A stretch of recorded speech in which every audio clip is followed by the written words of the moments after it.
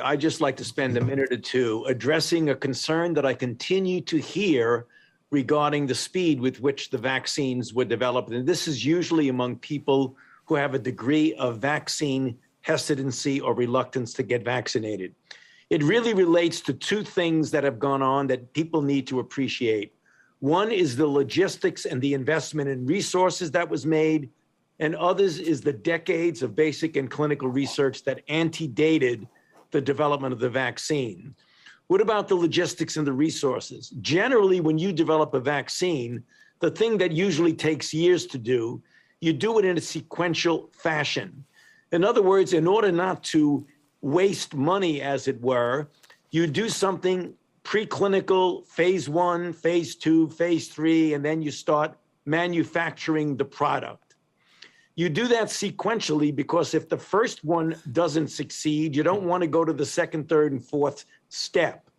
Because of the wise investment in Operation Warp Speed, and we give credit to the Trump administration for doing this, particularly Secretary Alex Azar, who was an important component of that.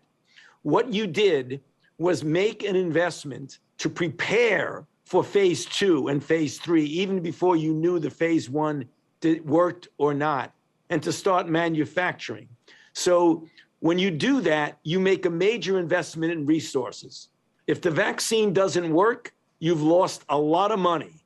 If the vaccine does work, you saved a lot of time. And that's exactly what happened.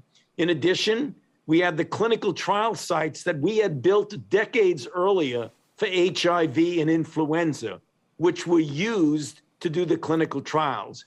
And third, unfortunately for us, but fortunately for the vaccine trials, we were in the middle of the summer surge when the phase 3 trials were initiated.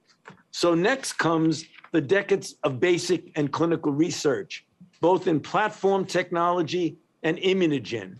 It didn't start in January of 2020 when the sequence was put on a public database. The data, the experiments on mRNA approach, which was funded predominantly by the NIH and also industry was involved, started decades earlier to develop an mRNA molecule that could be used as an immunogen for a vaccine. In addition, the vector-based approach, such as the one that J&J did, was again done 10 or 20 years earlier with HIV.